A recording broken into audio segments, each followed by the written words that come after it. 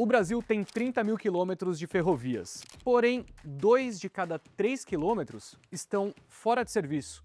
Sobram cerca de 10 mil quilômetros. É nessa malha que a Rumo Logística, a gigante ferroviária fora da mineração, tenta tirar carga das rodovias. Eu sou Henrique Stetter e esse é o Pulso do Mercado. Numa reportagem de maio sobre a tentativa brasileira de expandir a malha, o Invest News mostrou que 1 quilômetro de ferrovia custa em média 27 milhões de reais no Brasil. Já o mesmo quilômetro de rodovia custa apenas 8. A ferrovia antecipa o investimento e só recupera esse capital com escala, distância e uso constante. É como pagar a estrada inteira antes de transportar a primeira tonelada. Já o caminhão roda numa estrada que não é dele e troca de rota quando quiser. Em 2025, o minério respondeu por 73% da carga ferroviária do país, enquanto o agronegócio por apenas 19%. Fora da mineração, a Rumo disputa soja, milho e açúcar com a rodovia. Em 2009, a empresa era apenas o braço de logística de açúcar da Cosan e cliente da América Latina Logística, a ALL. Naquele ano, as duas companhias assinaram um contrato em comum. A Rumo, que era a cliente, bancaria cerca de 1 bilhão e 300 milhões de reais para duplicar trechos, ampliar terminais e comprar locomotivas e vagões. A ALL entraria com a operação. O dinheiro saía do cliente, mas o comando da ferrovia continuava com a dona. Só que 4 anos depois, essa conta não fechava. No meio desse imbróglio, a Rumo acusou a ALL de descumprir o contrato. Porém, em meio a essa briga, Marcos Lutz, então diretor-presidente da Cosan, anunciou do nada que as duas empresas virariam uma só e que os contratos antigos deixariam de existir. A fusão inesperada foi concluída em abril de 2015. A nova Rumo nasceu maior, mas também mais endividada e pressionada por concessões que exigiam investimento. De 2015 a 2018, a companhia investiu mais de 8 bilhões de reais e recuperou cerca de 900 quilômetros de via. Já na sequência, em 2019, a Rumo fez um movimento que mudaria o seu futuro para sempre. Ela venceu o leilão da Ferrovia Norte-Sul. Esse novo corredor era determinante, pois conectava cargas produzidas em Goiás e Tocantins à Malha Paulista e ao Porto de Santos. Naquele momento, porém, ainda existia uma incerteza importante sobre a principal concessão da companhia. A renovação antecipada da Malha Paulista dependia da aprovação do Tribunal de Contas da União. Em 27 de novembro de 2019, o tribunal autorizou a renovação, um movimento que então reduziu o risco regulatório da Rumo. Com essa sequência de eventos, um mês depois, as ações já negociavam a R$ 26,10, o maior fechamento já registrado pela ação. Já em 2020, a Rumo captou outros 6 bilhões e 400 milhões de reais e assinou a renovação antecipada da Malha Paulista. Com isso, a Rumo poderia parar de discutir a sobrevivência da rede existente e começar a planejar a sua próxima expansão. Num relatório publicado no dia 11 de setembro daquele ano, o BTG apontou qual seria o próximo passo: levar os trilhos até Lucas do Rio Verde, no Mato Grosso. O projeto atacava uma limitação central da operação.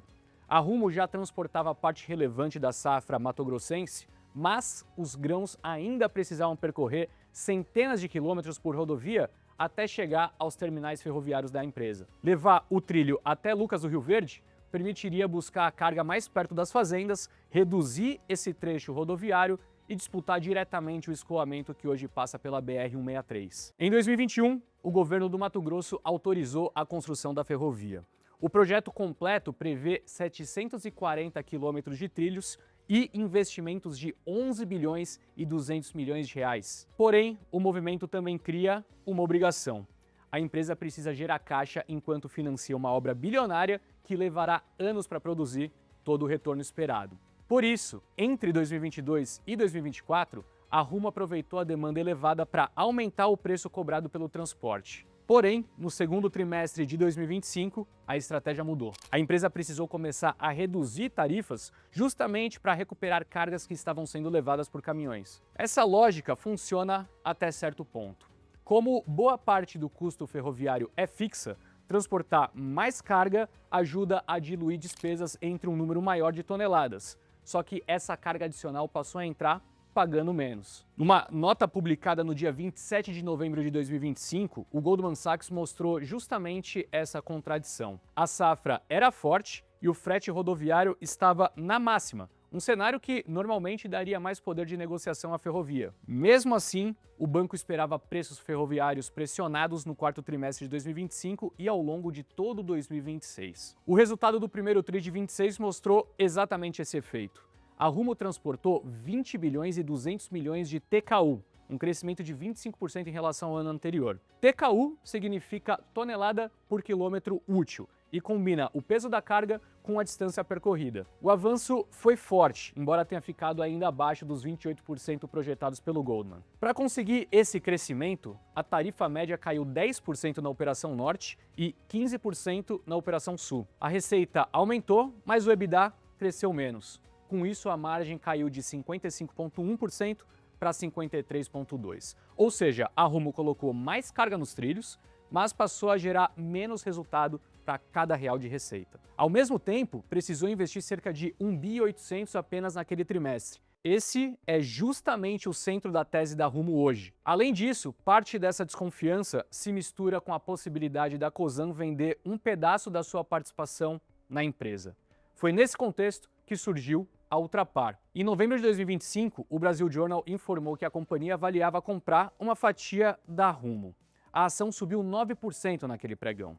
Ainda assim, a partir de 24 de fevereiro de 2026, a ação entrou numa trajetória de queda que duraria 4 meses. Esse movimento aconteceu enquanto o mercado tentava calcular 3 riscos ao mesmo tempo: o desconto nos fretes, o custo da expansão e as dificuldades financeiras da Cosan. É importante citar que até abril de 2026, a Cosan podia exercer no máximo 20% dos votos da Rumo, mesmo tendo uma exposição econômica maior. Naquele mês, uma assembleia retirou esse limite. A partir dali, cada ação passou a representar um voto. Uma mudança que aumentava o poder da Cosan sobre a Rumo e também facilitava uma eventual negociação de sua participação. Porém, em maio, a possibilidade de venda ficou mais concreta.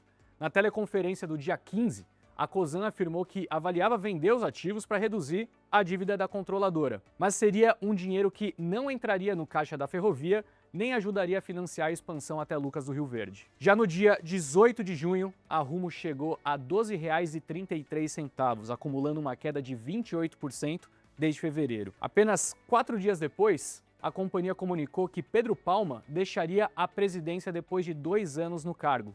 E no mesmo dia, o mercado tomou conhecimento de que a segunda fase da ferrovia de Mato Grosso havia sido adiada. Essa é uma das etapas necessárias para levar os trilhos até Lucas do Rio Verde. Porém, no dia 28 de junho, o Globo informou que a Ultrapar teria desistido da negociação. Já no dia seguinte, a Cosan confirmou que avaliava alternativas para sua participação na Rumo e que havia contratado o BTG Pactual para conduzir a análise. Porém, o comunicado confirmava que nenhuma decisão ainda havia sido tomada. E a pressão aumentou ainda mais em julho.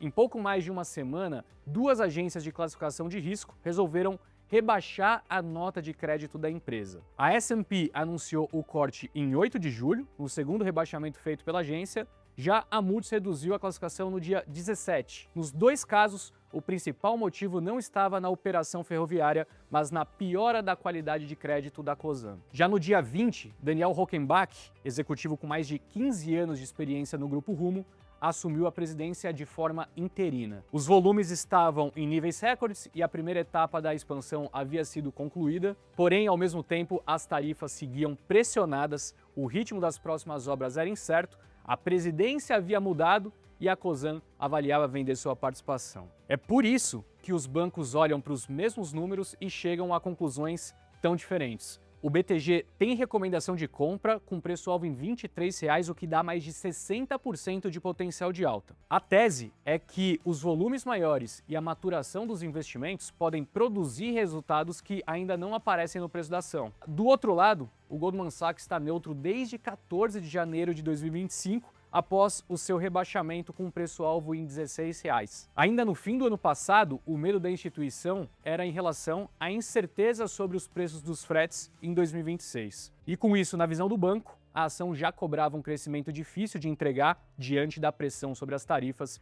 e dos juros longos. Bom, sabemos que o volume já apareceu. A expansão também começou a sair do papel. O que ainda precisa aparecer é a margem. Será que a carga recorde vai compensar as tarifas menores e gerar resultado suficiente para pagar a ferrovia até Lucas do Rio Verde? Ou então a Rumo continuará transportando cada vez mais sem conseguir cobrar o preço que seus trilhos exigem? Então, se você está pensando em ter ações da Rumo hoje, são justamente essas perguntas que você tem que saber responder.